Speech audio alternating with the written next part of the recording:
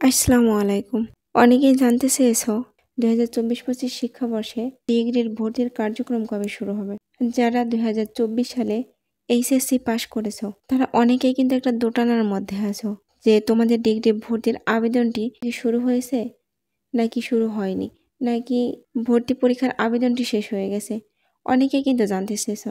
আজকের এই ভিডিওতে তোমাদের A to Z সবকিছু জানিয়ে দেব, কবে কখন কিভাবে ডিগ্রি ভর্তির আবেদন করতে পারবে। তো চলুন ভিডিওটি শুরু করা যাক। যারা 2024 সালে এইচএসসি পরীক্ষায় পাশ করছো, রেজাল্ট পেয়েছো, যে সকল শিক্ষার্থী তাদেরকে বলি, যারা ডিগ্রি নিয়ে পড়তে চাচ্ছ, এখনও 2024-25 শিক্ষাবর্ষের ডিগ্রি ভর্তির আবেদন কিন্তু শুরু হয়নি। এখন জাতীয় বিশ্ববিদ্যালয়ের অধীনে তোমরা যারা নিয়মিত ডিগ্রিতে ভর্তি হতে চাচ্ছ, তাদের আবেদন কার্যক্রম কিন্তু এখনও শুরু হয়নি। আর বর্তমানে যে ডিগ্রির ভর্তির আবেদন চলছে সেটা হচ্ছে ডিগ্রি প্রফেশনাল কোর্সের। আর এই আবেদন ভর্তির শেষ তারিখ হচ্ছে 15 তারিখ। তো এখন যারা 2024 সালে এইচএসসি পরীক্ষায় পাশ করছো, এখনো ভর্তির আপডেট সম্পর্কে কোনো তথ্য কিন্তু পাওয়া যায়নি। তোমাদের ভর্তি পরীক্ষাটা কবে নিবে বা তোমাদের ভর্তি পরীক্ষার সার্কুলার কবে দিবে, এটা কিন্তু এখনো প্রকাশ করেনি জাতীয় বিশ্ববিদ্যালয়।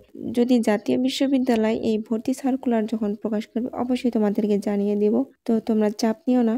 তবে 2024-25 শিক্ষাবর্ষের ভর্তির সার্কুলার দেওয়ার সম্ভাব্য একটা সময় বলে দিই, সেটা হচ্ছে তোমাদের এপ্রিল মাসে দিবে, নয়তো এপ্রিল মাসের পরে এই ডিগ্রি ভর্তি সার্কুলার কিন্তু প্রকাশ করবে।